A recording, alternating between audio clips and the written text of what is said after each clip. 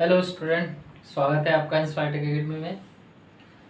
देखिए, ईडीसी के next lecture में, प्रीवियस लेक्चर में हम लोगों ने एक ओवरव्यू देखा था कि कैसे क्या क्या चीज़ें हमको पढ़ना है। इस लेक्चर में हम लोग देखेंगे कि मल्टी स्टेज एम्पलीफायर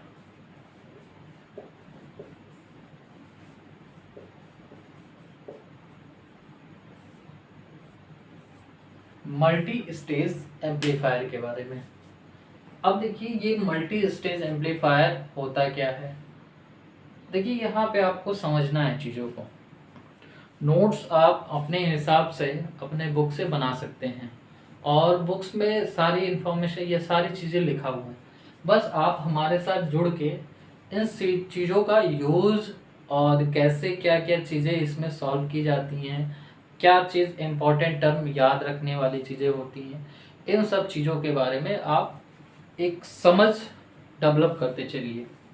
ठीक है, तो आपको लिखने की बहुत ज़्यादा ज़रूरत नहीं है। अभी फ़िलहाल आप इस चीज़ को समझते चलिए, कॉपी पेन लेके बैठिए। बस कुछ पॉइंट्स जो होंगे, जो इम्पोर्टेंट आपको समझ में आएगा, उसको आप नोट्स में नोट करते जाइएगा।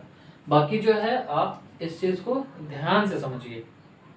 तो मल्टी स्टेज, इसका मतलब क्या हो रहा है?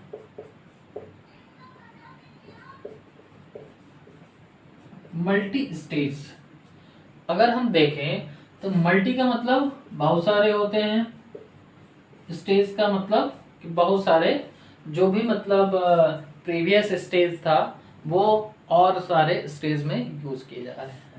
और यहाँ पे बात की जा रही है एम्पलीफायर की।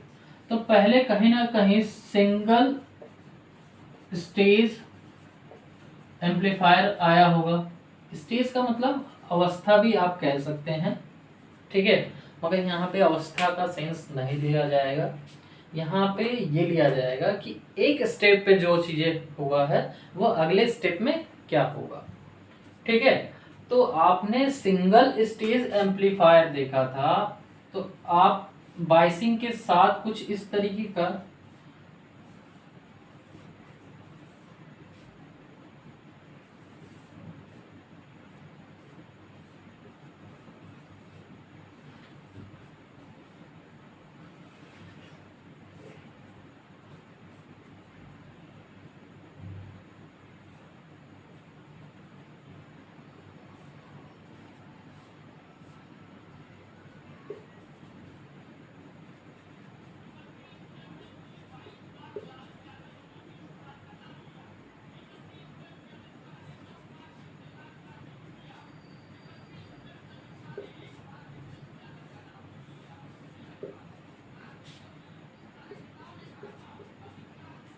आप देखे होंगे।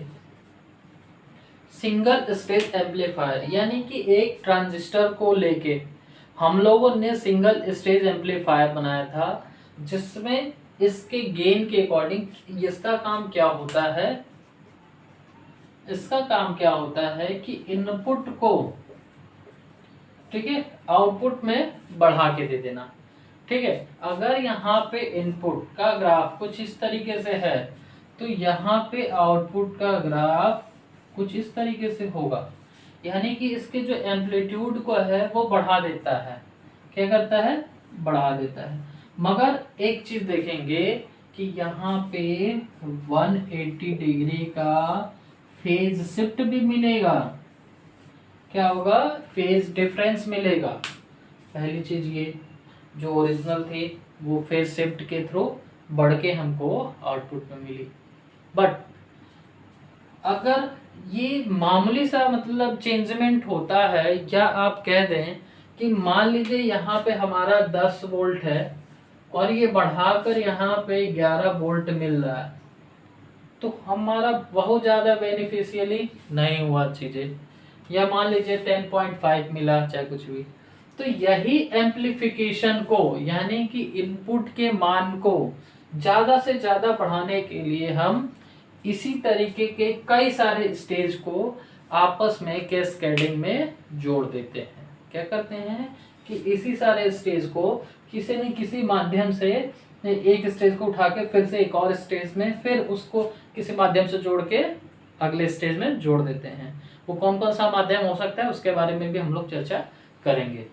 ठीक है, अब देखिए इसमें होता क्या है कि कैसे ये एम्प्लीफाई करता है।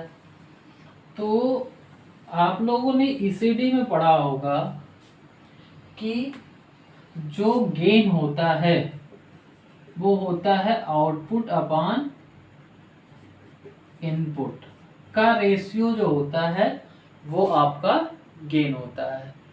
ठीक है, क्या होता है? गेन।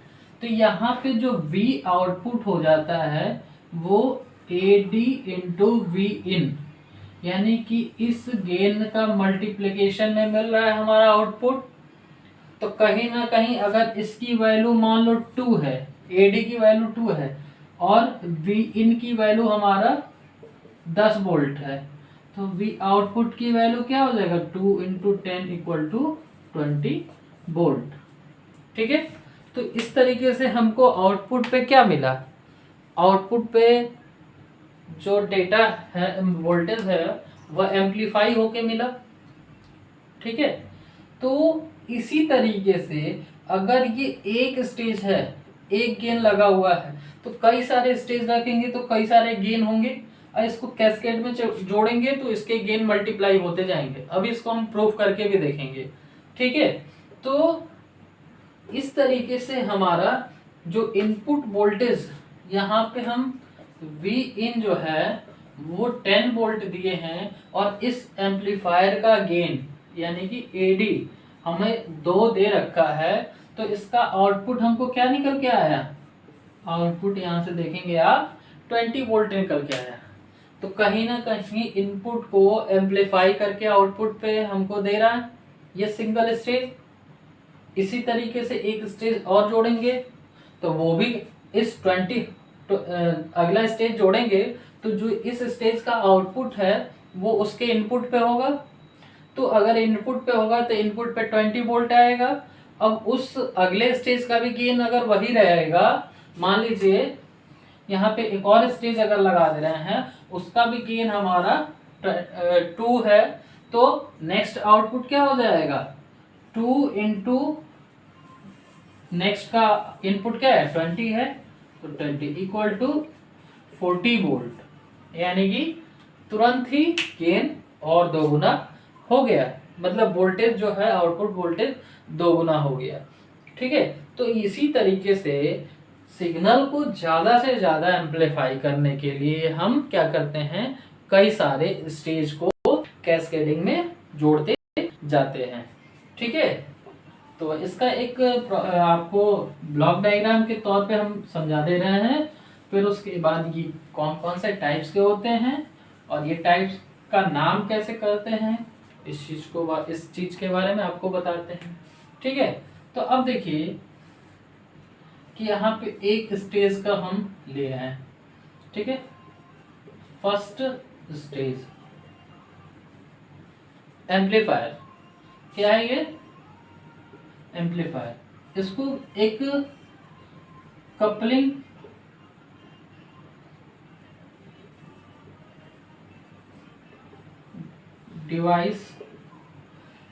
डिवाइस के द्वारा फिर एक और स्टेज, सेकेंड स्टेज एम्पलीफायर से कनेक्ट कर दिए। ठीक है, चाहे तो फिर एक और कपलिंग स्टेज डिवाइस, फिर उसके बाद एक और स्टेज लगा दें हम, थर्ड स्टेज। ये हमारा आउटपुट, ये हमारा V इनपुट।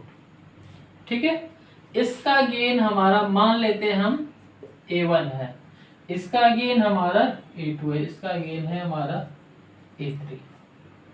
ठीक है, अब आप देखेंगे कि ये तो केवल माध्यम है इसको और इसको जोड़ने का, ये भी है माध्यम इसको जोड़ने का। ठीक है, अब देखो जो V इनपुट है कैसे चेंज होता है, ये देखो यहाँ पे हम मान लेते हैं V आउटपुट 1, यहाँ पे मान लेते हैं V आउटपुट 2 और यहाँ पे फाइनली V आउटपुट 3 मान लेते हैं। ठीक है, तो यहाँ से अगर देखोगे गेन निकालोगे तो गेन का फॉर्मूला होता है gain equal to output upon input, ये होता है। तो यहाँ पे गेन क्या है A1 इक्वल टू आउटपुट क्या है हमारा V01, इनपुट क्या है V इन। ठीक है, ये हो गया। तो यहां से हमारा V आउटपुट 1 की वैल्यू क्या हो जाएगी A1 इंटू V इन, ये हमारा V01 यहाँ के आगे। अब ये कपलिंग डिवाइस केवल इस स्टेज को इस स्टेज से जोड़ने का काम कर रहा है। ठीक है, तो इसका इनपुट क्या हो जाएगा, यही चीज जो है यहाँ पे इनपुट का काम करेगा इस स्टेज के लिए।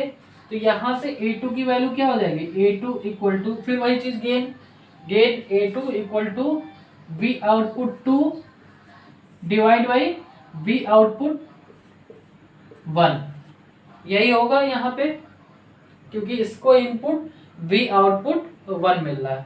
अब यहाँ पे देखोगे V output 2 equal to A2 into V output 1, यहाँ पे V आउटपुट 1 की वैल्यू हमको पता है, तो क्या निकालेंगे हम A1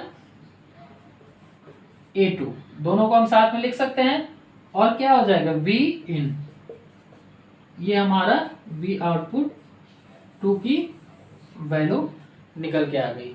ठीक है, अब देखेंगे कि यही V आउटपुट इस स्टेज के इनपुट का काम कर रहा है। तो यहाँ पे A3 इक्वल टू क्या हो जाएगा A3 equal to V03 divide by V02।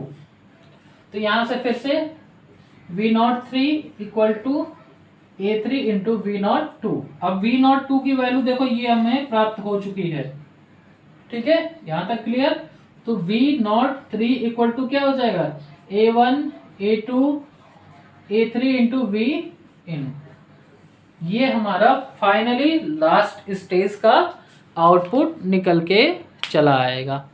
ठीक है, तो कहने का मतलब क्या हो गया कि जितने स्टेज हम जोड़ते जा रहे हैं उतने स्टेज का गेन आपस में मल्टीप्लाई होता जा रहा है।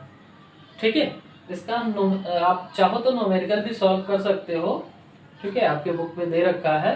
ठीक है, तो कहने का मतलब ओवरऑल रिजल्ट क्या निकला, सारा चीज हम मिटा दे रहे हैं।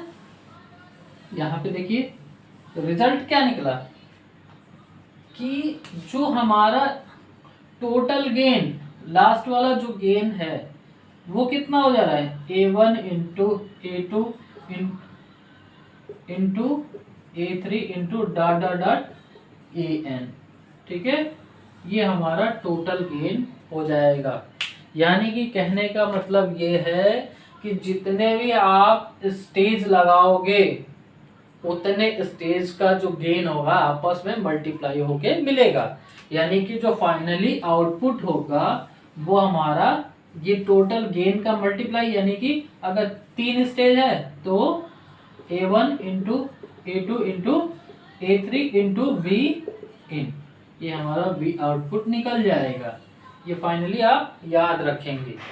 ठीक है, कि कैस्केड में जितने भी हम स्टेज में एम्पलीफायर को ऐड करेंगे उतना ही गेन का मल्टीप्लाई होता जाएगा और उतना ही आउटपुट हमको एम्पलीफाई होके मिलेगा। ठीक है, तो मल्टी स्टेज एम्पलीफायर की आवश्यकता क्यों पड़ी ये चीज़ तो समझ में आ गया होगा। ठीक है, अब देखिए मल्टी स्टेज एम्पलीफायर में जो ये कपलिंग डिवाइस लगाया जा रहा है उसके आधार पे जो मल्टी स्टेज एम्पलीफायर है वो कई तरीके के होते हैं। ठीक है, उसके बारे में हम लोग चर्चा करेंगे। तो आई थिंक यहाँ तक आपको चीजें समझ में आई होगी। अब देखिए, अकॉर्डिंग टू कपलिंग डिवाइस जो मल्टी स्टेज एम्पलीफायर हैं वो 3 तरीके होते हैं।